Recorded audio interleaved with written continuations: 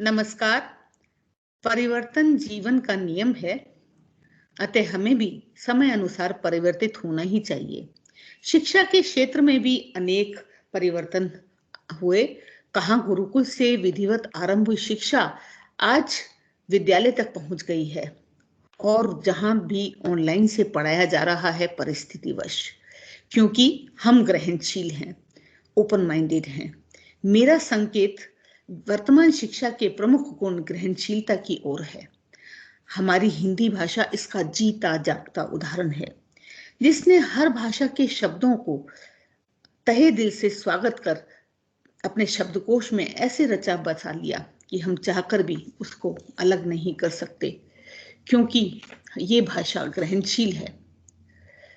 यद्यपि हमारे देश में कभी पुर्तगाली, कभी मुगल और कभी अंग्रेजों का राज्य रहा, वे तो चले गए, परंतु विरासत में अपनी भाषा के शब्द पीछे छोड़ गए और वे हमारी बोलचाल की भाषा का माध्यम भी बन गए, क्योंकि हम ओपन माइंडेड हैं। तभी तो कहा जाता है, कोस कोस पर बदले पानी, कोस कोस पर बानी।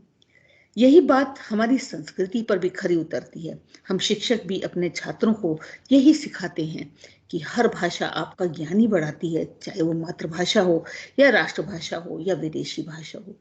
तभी तो छात्रों में ग्रहणशीलता का गुण आता है, ताकि वो ओपन माइंडेड होकर सोचें और दूसरों के प्रति सम्मान और अपनों के प्रति मान और स्नेह रख सकें। अब मेरे साथी हैं रचना और शिप्रा, उनसे बात करते हैं। नमस्कार मैम। नमस्कार जी मैम, मैं भी आपके विचारों से पूर्णतया सहमत हूँ। बच्चों में ग्रहणशीलता के गुण को विकसित करने के लिए प्रत्येक वर्ष बहुत सी एक्टिविटी करवाई जाती हैं, जैसे स्किट, कविता व कहानी लेखन व पठन, विभिन्न प्रकार के मल्टीडिसिप्लिनरी प्रोजेक्ट आदि। इस वर्ष यह कोरोना के चलते थोड़ा चुनौतीपूर्ण लग रहा था।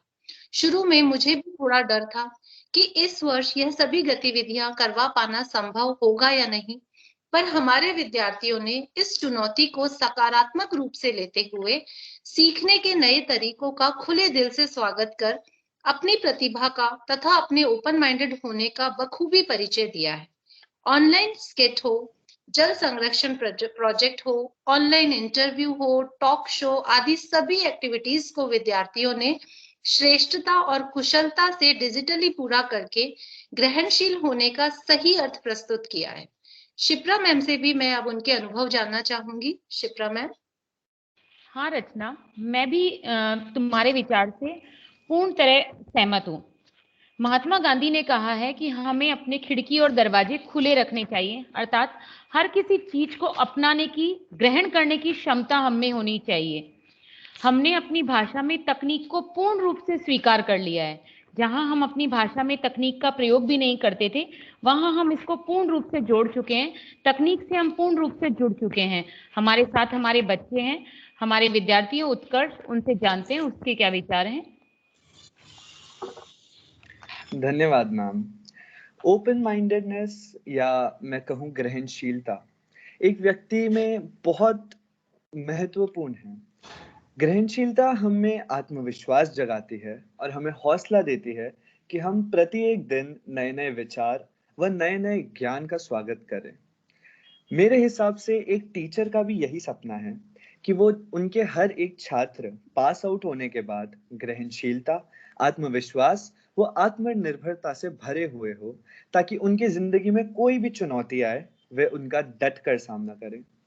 और ग्रहणशीलता ने मुझ में भी नई नई गतिविधियों में हिस्सा लेने का आत्मविश्वास जगाया है और मेरे अंदर क्रिएटिव थिंकिंग डेवलप करी है।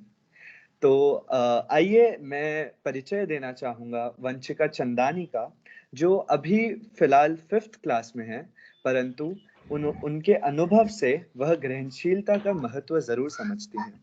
वंशिका। धन्यवाद उत्कर्ष भैया।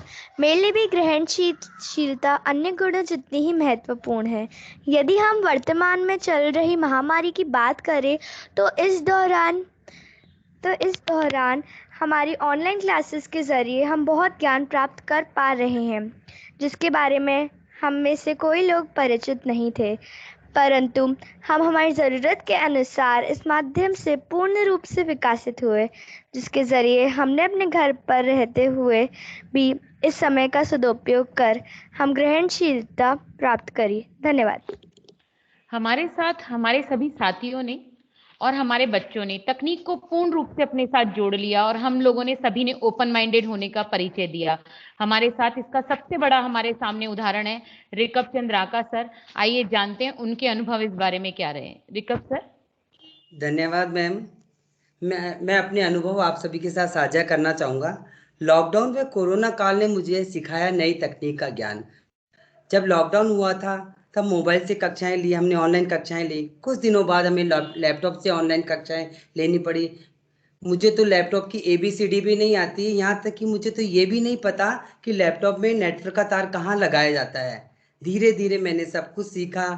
IT विभाग द्वारा प्रशिक्षण दिया गया, लेकिन कुछ समझ में नहीं आया और मन में आत्मविश्वास था कि मैं कुछ नया करूँगा। और धीरे धीरे मैंने सीखा और सीखते सीखते मैं PDF बनाना, वीडियो बनाना, यहाँ के MS वर्ड पर टाइपिंग करना और बहुत सारी तकनीकी चीज़ें मैंने सीखी है। यानी कि माइक्रोसॉफ्ट पर मीटिंग शेड्यूल करना, बच्चों को वर्कशीट बनाकर भेजना, हिंदी टाइपिंग करना। लैपटॉप पे हिंदी टाइपिंग नहीं आता है मुझे, वो भी मैंने सीखा।